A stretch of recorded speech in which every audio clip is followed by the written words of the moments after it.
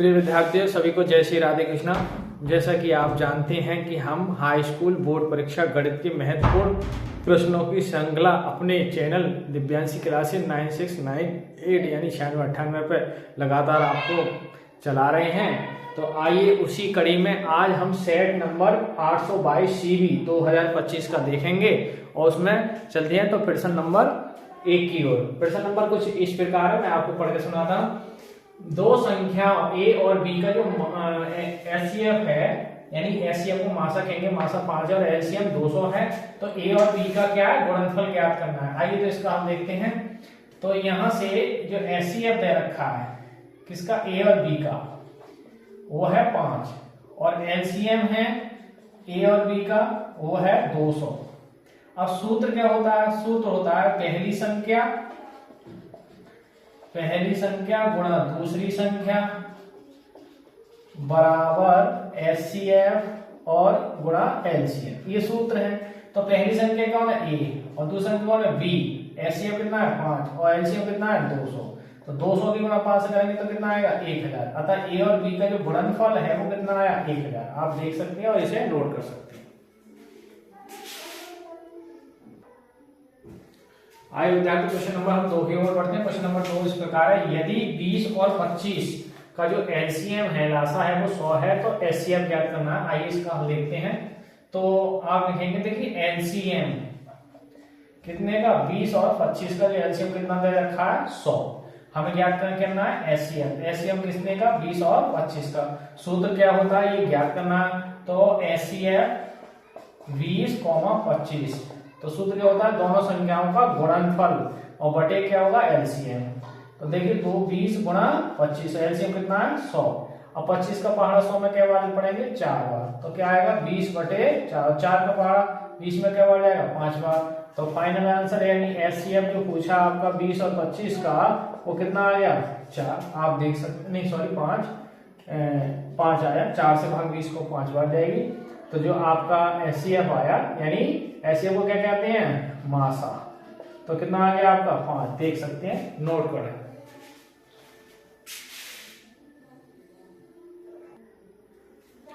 आइए विद्यार्थी question number 3 पे बढ़ते हैं। क्वेश्चन है संख्या 4√3 किस प्रकार की संख्या है। देखिए मैं आपको बता दूं, आपके सिलेबस में संख्या तो इनफाइनाइट होती हैं, यानी आपके सिलेबस में √2, √3 और √5 ये 3 संख्या है। और तीनों संख्या कैसी है, ये अपर में है, यानी हम इन्हें p बटे q के रूप में या अंश बटे हर के रूप में ले सकते हैं। ये अपर में संख्या है। अब आप ये एक प्रकार से ये नोट कर लो कि ये √2, √3, √5 चाहे तो किसी के गुणा में हो, किसी संख्या के, चाहे जोड़ में हो, घटा में हो, भाग में हो। अगर ये संख्या स्वयं को छोड़ के किसी अन्य संख्या के साथ जोड़, घटा, गुणा, भाग में है, तो ये वो संख्या ऑटोमेटिक कैसी हो जाएगी, अपर में।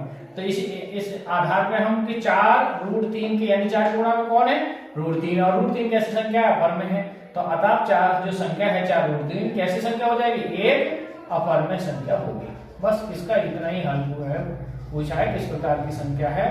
तो बस आप नोट कर देंगे √2, √3, √5। अब √3 एक अपर में संख्या है, तो 4√2 पूरी संख्या कैसी हो जाएगी, अपर में संख्या। इसे आप नोट करें।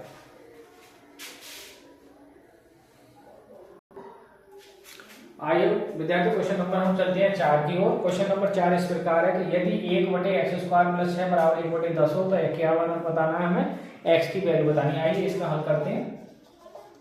1/x² + 6 बराबर कितने के, 1/10। देखिए अंश बराबर है तो हर हम बराबर कर देंगे, यानी ये पंचमनिया क्रॉस मल्टीप्लाई समझ लो। तो x² + 6 बराबर किसके हो जाएंगे, 10 के, प्लस के 6 लेफ्ट से राइट में जाएंगे तो किसके हो जाएंगे, माइनस के। तो 10 में से 6 घट गए, x² बराबर कितने बचेंगे 4, और 4 कितने का वर्ग है, प्लस माइनस लगा सकते हैं। तो x की जो वैल्यू आई वो +-2, प्लस में भी आप लिख सकते हैं, यदि उत्तर प्लस माइनस में भी दे सकते हो और प्लस में भी दे सकते हो।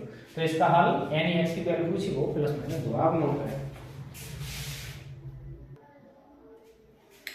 आइए विद्यार्थी क्वेश्चन नंबर हम 5 की ओर बढ़ते हैं। क्वेश्चन नंबर 5 इस प्रकार, यदि समीकरण 2x² - 8x + c = 0 के मूल बराबर हैं तो हमें c का मान ज्ञात करना। आइए इसका हल देखते हैं। देखिए द्विघात समीकरण का सवाल है, तो द्विघात समीकरण क्या दे रखी है, 2x² - 8x + c = 0। इसकी कंपेयर कर लेंगे हम। ax square vx plus c dash माने से तुलना करने पर। ये द्विघात समीकरण की जनरल फॉर्मूला है। तो a की जगह कौन है 2 है, b की जगह -8 और c डैश की जगह जो है वो c है। और c की हमें क्या बतानी है, वैल्यू बतानी है। तो आइए इसका अब चूंकि मूल कैसे बराबर है तो मूल बराबर है, मूल बराबर है तब क्या होगा b स्क्वायर बराबर होता है 4ac डैश। अब यहाँ c डैश दिया है इसलिए 4ac होता है। तो b की जगह हम रखेंगे -8 का स्क्वायर और a की जगह रखेंगे हम देखिए 2 और c डैश की जगह c रखेंगे। तो 8 का बल कितना हो जाएगा 64 और 2 की गुणा 8 से 4 की गुणा 200 होगी तो कितने होंगे 8c और 8 बटे में आ जाएंगे। तो c की वैल्यू आएगी 64 के बटे में 8 आएंगे, 8 से भाग करेंगे तो कितना आएगा 8। तो फाइनल वैल्यू जो c की वैल्यू आ जाएगी वो कितनी आएगी 8। आप देख सकते हैं और नोट कर सकते हैं इसका c का जो मान आया वो 8 है। आइए विद्यार्थी क्वेश्चन नंबर हम 6 की ओर चलते हैं। क्वेश्चन नंबर 6 कुछ इस प्रकार के, यदि बहुपद x स्क्वायर -3x + 5a का एक शून्य माइनस का 2 है तो a का मान ज्ञात कीजिए। आइए इसका हम देखते हैं। तो बहुपद कितना दे रखा है, देखिए बहुपद है x स्क्वायर -3x + 5a। अब देखिए x बराबर हम मानेंगे शून्य कितना है -2, तो x बराबर -2 रखेंगे यानी इसका शून्य है। शून्य के लिए बहुपद में जब ये मान रख जाएगा तो बहुपद का मान क्या हो जाएगा शून्य हो जाएगा। तो देखिए रखेंगे इसमें -2 का स्क्वायर 3 -2 और प्लस के 5a बराबर बहुपद का मान क्या हो जाएगा, इसका मान रखने के बाद शून्य हो जाएगा क्योंकि ये क्या है शून्य है। तो यहाँ 2 का वर्ग कितना हो जाएगा 4 और देखिए ये डबल माइनस होने पर क्या हो जाएगा +3 दूनी 6 प्लस के कितना है 5a बराबर 0 और 5 6 4 और 6 जोड़ के कितना हो जाएंगे 10 प्लस के 5a बराबर 0 और 10 उधर पे भेजेंगे तो कैसे हो जाएंगे माइनस के, तो माइनस के 10 और a की वैल्यू डालेंगे तो 10/5 और 5 से 10 को क्या बार भाग जाएगी 2। तो फाइनल a की जो वैल्यू आ गई वो -2 आ गई। यानी जिस बहुपद का शून्य -2 है उसके जो a का मान आएगा वो -2 है। आप नोट कर रहे हैं।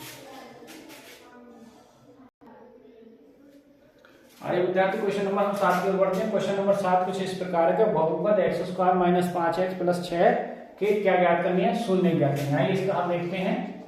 देखिए बहुपद क्या है x स्क्वायर माइनस के 5x + 6। अब इसके बहुत शून्य ज्ञात करनी है। देखिए 6 के ऐसे टुकड़ा जो जुड़ के 5 आ रहे तो 3 2 गुणा 3 और यदि जोड़ा उनको आपस में तो कितने आ जाए 5 तो 2 + 3।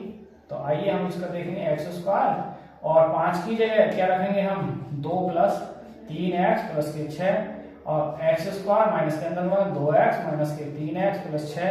प्रथम दो पदों से x कॉमन करेंगे तो x - 2, यहाँ से 3 कॉमन करेंगे तो x, इन 6 को हम 3 × 2 भी लिख सकते हैं। 3 कॉमन कर लेंगे तो क्या बचेंगे 2। अब सॉरी माइनस के कॉमन करेंगे इसलिए यहाँ हो जाएगा माइनस। अब काय के ब्रैकेट कॉमन करेंगे x - 2 की तो क्या बचेगा x - 3।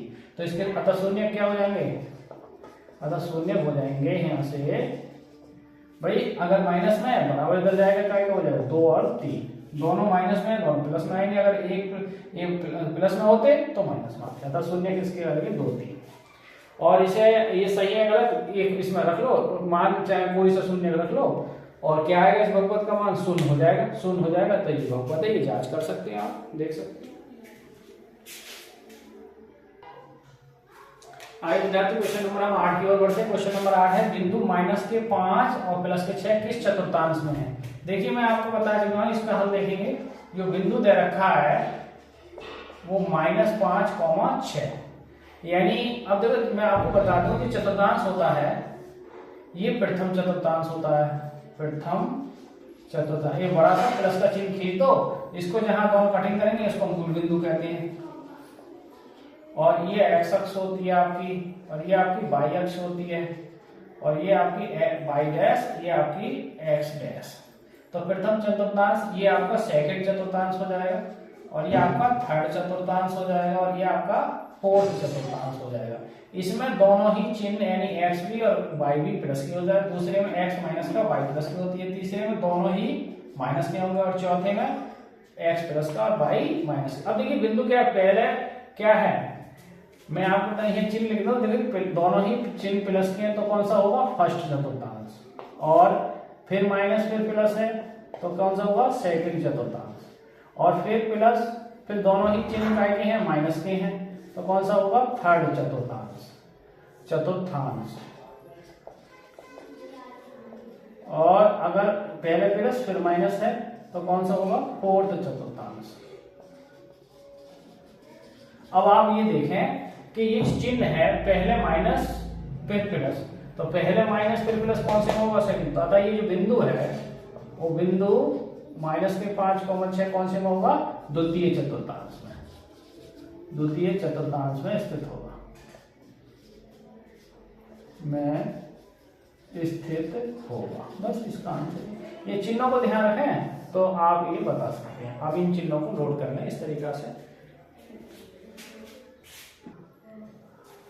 आइए विद्यार्थी क्वेश्चन नंबर हम 9 की ओर पढ़ते हैं और क्वेश्चन 9 कुछ इस प्रकार है। यदि एक वृत्त की त्रिज्या a है और इसका चाप द्वारा केंद्र पर अंतरित कोण थीटा है तो चाप की क्या ज्ञात करनी है आपको, लंबाई। तो देखिए त्रिज्या क्या दे रखी है, त्रिज्या क्या होती है r का मान कितना है a, और जो कोण है थीटा को थीटा जगह क्या दे रखा है थीटा। तो आप लोगे चाप द्वारा केंद्र पर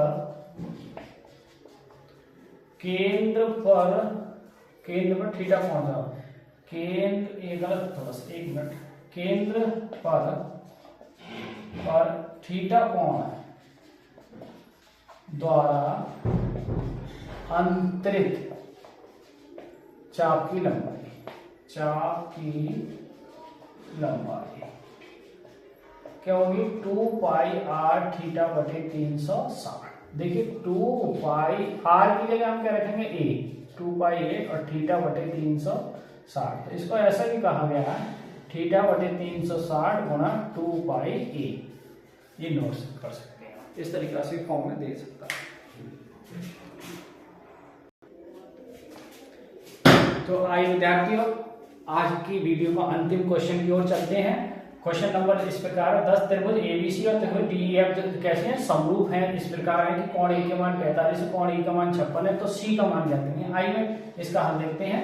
देखिए 2 त्रिभुज बनाएंगे हम इस तरीका से ए बी सी, और दूसरा त्रिभुज दे रखा है इन्होंने डी ई एफ, और दोनों कैसे हैं, समरूप हैं। त्रिभुज जो एबीसी है समरूप है त्रिभुज डीईएफ के, और क्या दे रखा है, कोण ए का मान कितना है 45 डिग्री। देखिए ए का मान कितना है 45, सिंपल सी बात है, जब ए 45 है तो डी भी कितना होगा 45 होगा। अच्छा फिर दे रखा है ई का मान दे रखा है देखिए 56 डिग्री, तो जब ई का मान 56 है तो सिंपल सी बात है इसका मान भी कितना होगा 56। त्रिभुज समरूप है तो त्रिभुज ए का मान 45 है, तो इसी प्रकार कोण डी का मान भी 45 होगा, और कोण ई का मान 56 है तो कोण ई का जो मान होगा बी का मान होगा कोण ई के बराबर, ई का मान कितना है 56। तो अब देखिए आप त्रिभुज एबीसी में देखिए, त्रिभुज एबीसी में कोण ए प्लस कोण बी प्लस कोण सी, त्रिभुज के तीनों कोणों का जोड़ कितना होता है 180। अब ए का मान कितना है देखिए 45, और बी का मान कितना दे रखा है देखिए 56, और सी का मान हमें ज्ञात करना। अब देखिए 56 हम जोड़ेंगे तो 5 6 11, और ये कितने हो जाएंगे आपके 101, और प्लस कोण सी बराबर 180। अब 101 उधर ले जाएंगे हम, ये 101 है जुड़ के, तो कोण सी की वैल्यू हो जाएगी 180 में से 101 घटाएंगे हम तो कितना आएगा देखिए 10 में से 1 9, और आपको बचे 7 में से 0 7, यानी कितना आ जाएगा, कोण सी की वैल्यू कितनी है 79। और सी का अगर एफ का मान पाया तो एफ की वैल्यू कितनी है किसके बराबर, सी का, सी एफ का मान भी कितना आएगा 79, तो इसका मान भी 79 आ जाएगा और इसका मान भी 79, क्योंकि समरूप है। आप नोट्स कर सकते हो। तो प्रिय विद्यार्थियों आपने जैसा कि देखा, आप हमारे चैनल पर बने रहिए तो आपको महत्वपूर्ण प्रश्नों की श्रृंखला मिलती रहेगी, और ये अगर ईश्वर ने चाहा तो ये सब आपको बोर्ड परीक्षा में प्रश्न इनकी संभावना है आने की। तो मैं आपको महत्वपूर्ण प्रश्नों की श्रृंखला अपने चैनल पर लगातार अपडेट करा रहे हूं, आप बने रहिए हमारे साथ, और बच्चों के भी लाइक और शेयर और सब्सक्राइब करवाइए, जिससे और बच्चों को भी कल्याण हो और बड़े अच्छे नंबरों से वो पास हो। इसी के साथ सभी को जय श्री राधे कृष्णा।